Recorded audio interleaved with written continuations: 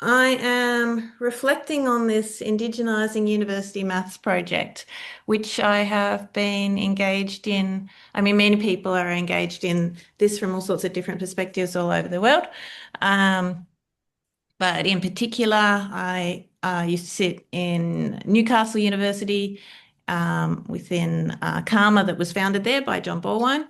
And what arose there for me is I was asked by local Indigenous people to Indigenise curriculum in mathematics. And I thought, okay, that's my job. I better do that. Oh, I actually don't know how to do that. Um, and so I've been on a very wild and amazing journey um, learning in this space. This picture is a picture of a dam on a piece of land very close up the road from where I live, um, where I am doing some learning that sort of connects back in an indirect way to this mathematical learning. I live in country Victoria in Gippsland in Gunai country. And I wanted to make a comment while I was acknowledging this country. It comes from a book by Robert Lawlaw, a book called Voices of the First Day. He's a non-Indigenous person who spent a lot of time with Indigenous people over the world, and in particular Australian Aboriginal people. And in this slightly old book, he writes, the Australian Aboriginal culture is founded entirely on the remembrance of the origin of life. The ancestors travelled, hunted, made camp, fought and loved, and in so doing they shaped a featureless field into a topographical landscape. For Aboriginal tribespeople, every aspect of daily life reflects the stories of creation associated with the place where the people travelled and made camp. Every day is lived in remembrance of the day when a place and its creatures first came into being. So I wanted to sit that collection of ideas there in this context of acknowledging country. Joanne, who's here, said to me once, if you with Aboriginal people and you're walking through a landscape, you're walking through their library, and it's a apt metaphor in a way, and in another way, not capturing the sort of creative energy and life still present. So library books might seem um, a bit if you don't open them, they just stay closed by themselves. They're not leaping off the shelves into your arms, mostly. Occasionally they do. Um, but this is about land itself holding knowledge. So I have been amazingly supported on this surprising journey. So I was asked to Indigenise curriculum actually in university maths at Newcastle University. And I took it a little bit more broadly than that. What would it mean to Indigenise my own practice as a research mathematician, as well as my teaching? So I asked myself, what does it mean? How do I do it? Is it even possible? If I was to do it, would it be a good thing to do? And I've been on a journey that's been influenced and held by so many people. And here are pictures of some of those people. And there's a picture of Joanne in there somewhere and Jade, who are both here. So, but I'm going to foreshadow because of this looking forward thing. I'm going to have a question for you at the end because I've been involved in organising conferences and events around a formal Indigenising Uni Maths project within CARMA.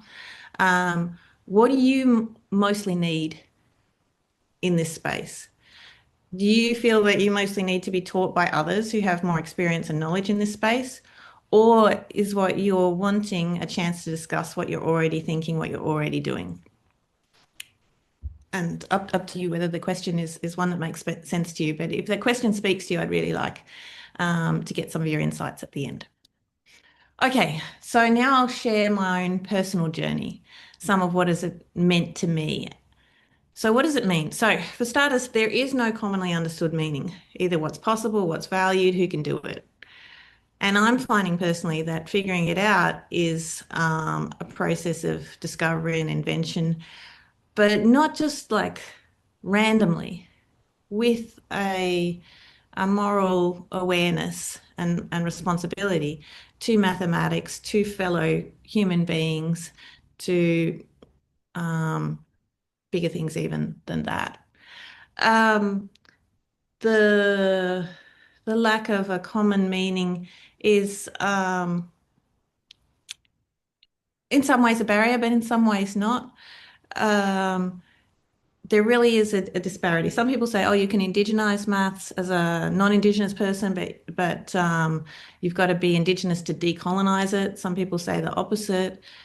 Um, it's really there is no commonly understood meaning.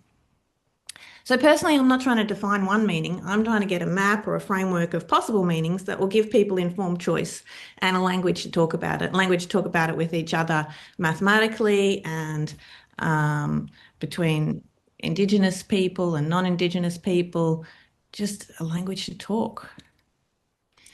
So I'm going to unpack from the way that seems obvious to me, which is to use the language, the meaning of the words. So, indigenising any maths probably means transforming any maths in some way, a little bit or a lot, so that it's somehow more Indigenous.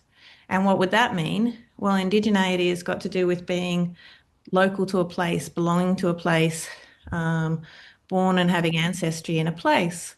So it's probably got to do with being more aligned with place and probably got to do with being more in line with the people and the ways of that place.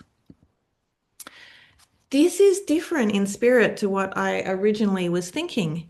It's not probably, mostly, this business of taking, say, a 13-week course, which has got some content packed into it, and then going and finding a bit of content that seems Indigenous and adding that bit of content. And I need to, which is what I originally thought. I thought, oh, we've got the German theorems and the English theorems and the Japanese theorems, and oops, we forgot the Indigenous theorems. We better go find them. But my experience has taught me differently. So I want to unpack this for you a little bit. Why is it mostly probably not this? Because there's a risk of a certain type of harm with this perspective, which has got to do with not respecting a living knowledge system. So I'll try and explain. So, knowledge is alive, it lives in its own ecosystem. One of the elders of mathematics is Alfred North Whitehead. He wrote Principia Mathematica with Bertrand Russell. He had a distinguished career as a pure mathematician, as an applied mathematician, and as an educator. And he wrote this beautiful book, The Aims of Education, which is available for free online because it's out of copyright. And he writes about living knowledge.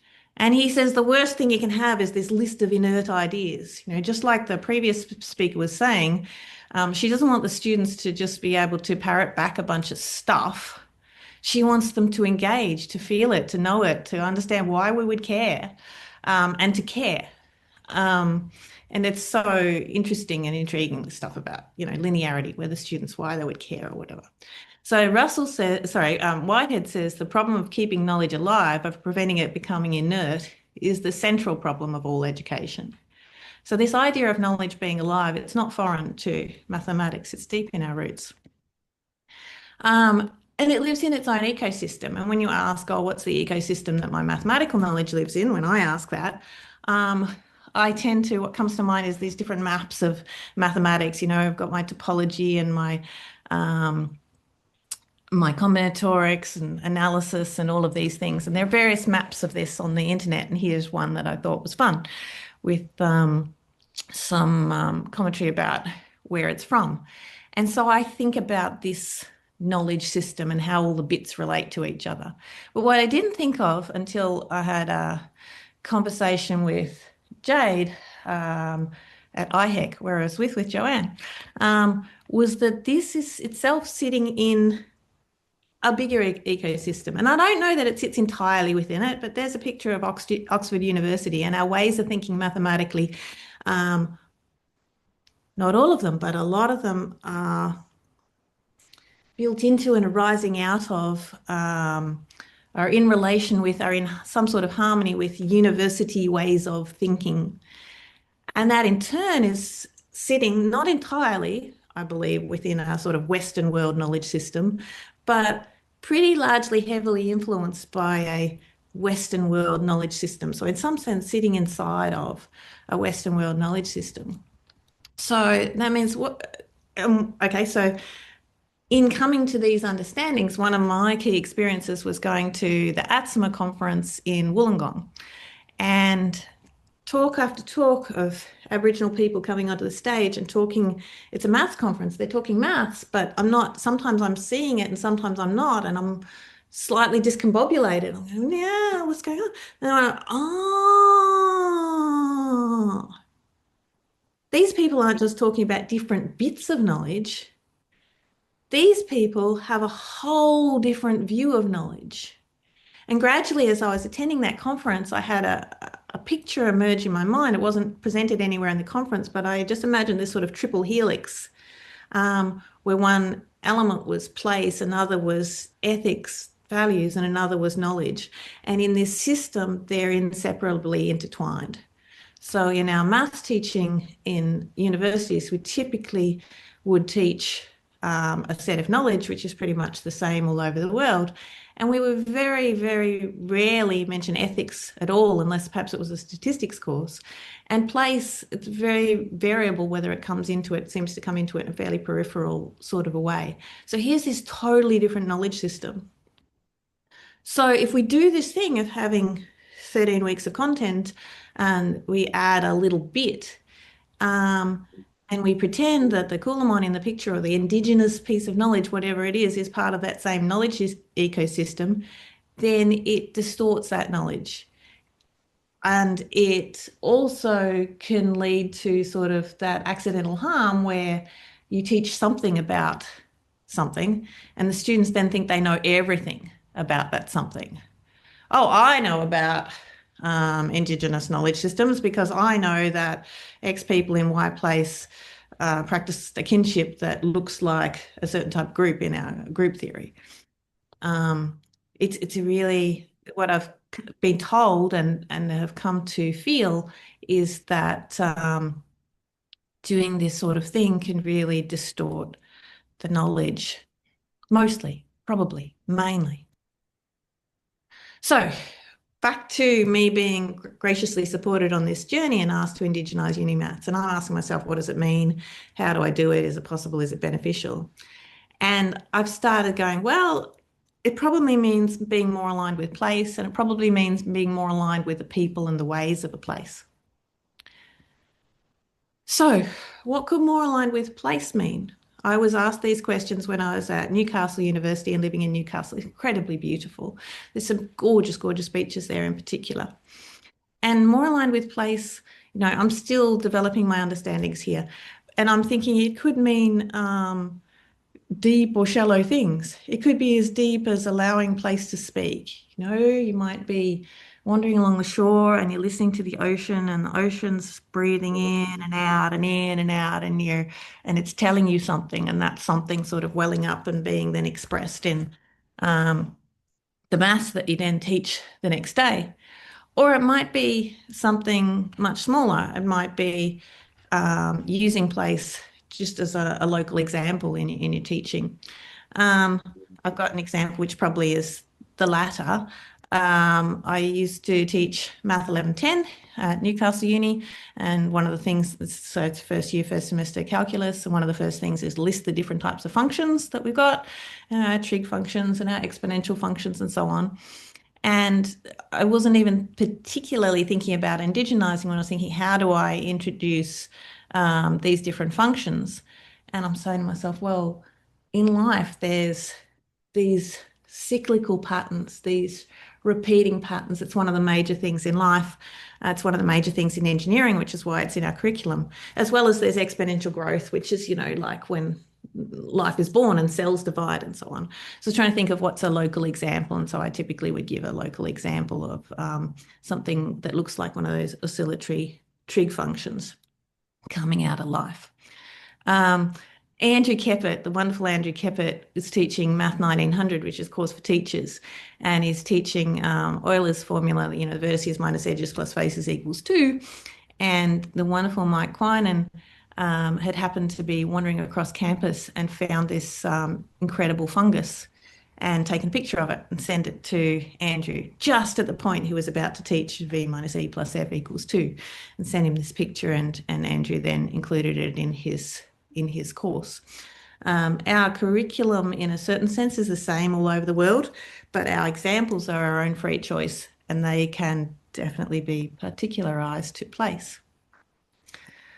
Um, can't see my own slides because the way um, um, the screen, my view of the screen, but that's okay. Um, so what about making the people and the ways of a place more prominent and making teaching or practice more aligned with that?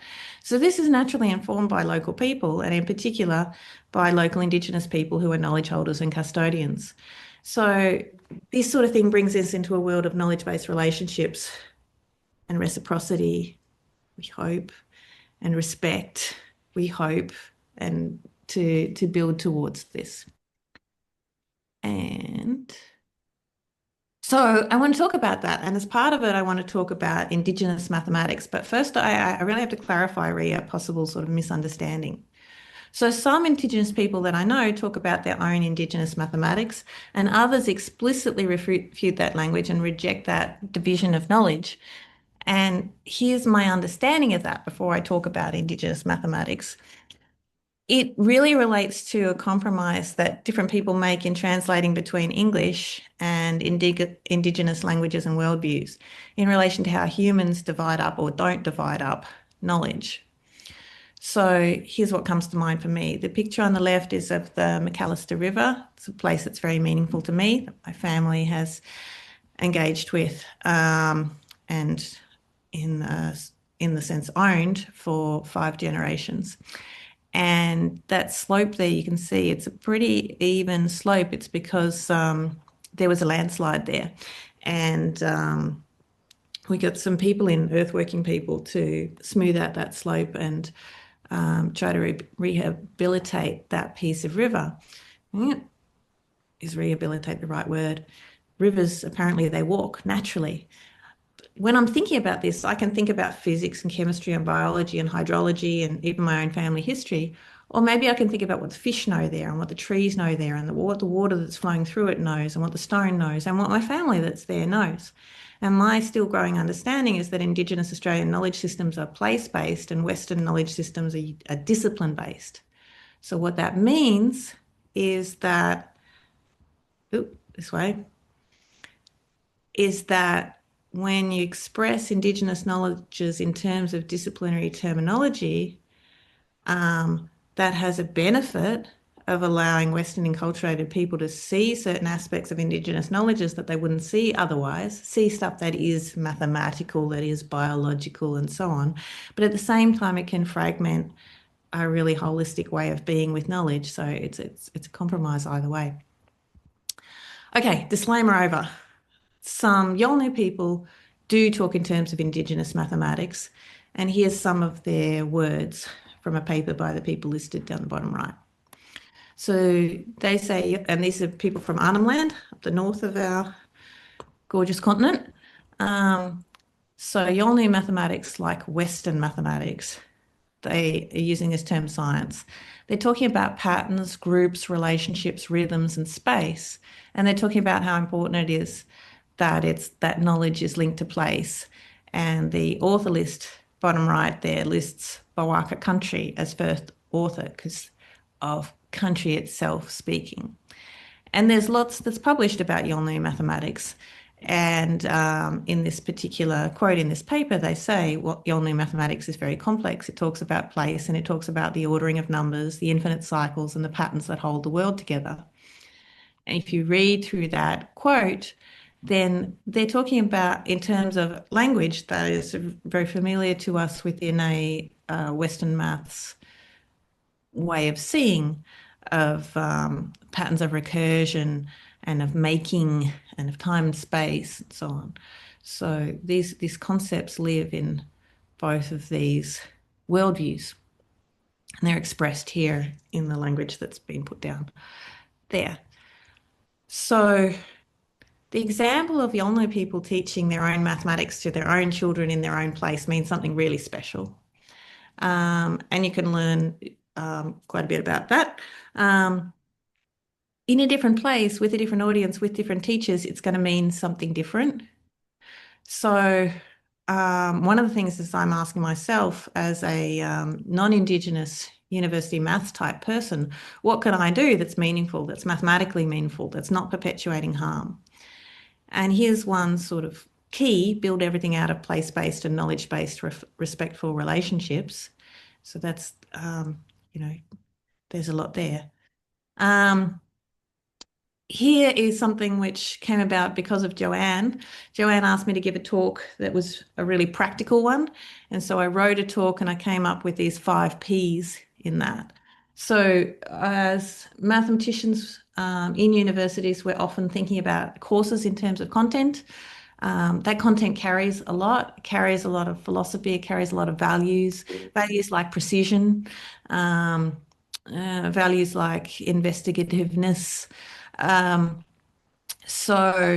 what I talked about when Joanne asked me was including, if you can't think of, content, if I don't know content to teach, or if I don't have the right to teach certain content, well, I can think about including opportunities for experience of Indigenous pedagogies, Indigenous philosophies, Indigenous people, Indigenous purposes, Indigenous patterns. So pedagogies is a gentle place to start. Philosophies and worldviews are really important. People, it could be by inviting a speaker, it could be by including a paper or a reference to Indigenous people. Purposes means maybe we can use straight down the line Western maths, but use it for Indigenous purposes. And then patterns is something that needs a lot of unpacking. For me as a mathematician, my patterns happen in our techniques, in our concepts, in our symbology, in our language. So it's a big open question as to um, where one finds Indigenous patterns, how Indigenous people think about these patterns, and so on. This all needs to be unpacked in terms of relationships and respect and responsibility. Um, but even if you can't do that, you can just question some implicit Western ones. So there are values that are carried along in our math courses that we don't realise.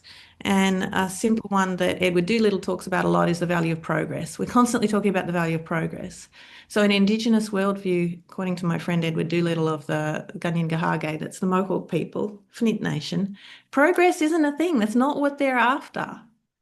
It's a different way of being. This striving for progress all the time has some downsides. Another one is we're optimizing. We're constantly optimizing money. Can we not optimize something else? And furthermore, I think this is going to be my last slide. When thinking about, what might it mean, because it can have many meanings, how might I do it? Is it possible? Is it beneficial? We can think about some of the aims we might have and then think about what you can do in terms of those aims. So one thing is in enabling and understanding that there's more than one way of knowing, including more than one way of knowing mathematically. When you know mathematically because you've proved something, that's a really deep form of knowing. When you know it in an embodied way, when you know it in an engineering way, in an instantiated way, um, maybe when you know it because you danced it.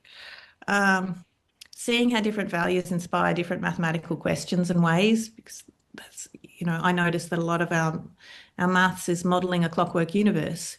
Indigenous worldview and plenty of other worldviews are not of a clockwork universe. What might maths look like that better models a non-clockwork universe? And there's a metaphor here from one of the Yirrkala people from Wollongong: leach the poison out of Western mathematics curricula so that it can be a nutritious food for Indigenous students. The speaker said that, it can be a great, nutritious, valuable food, but there are these values that are sitting in there that are implicit, that are hidden, that are doing harm. And it's things like the progress one or the dollars one, maybe. So that is the end of my talk, and I invite questions or comments. And I also ask my promised question for you regarding upcoming IUM events that Jade and Joanne and me and others will be designing. What do you mostly need?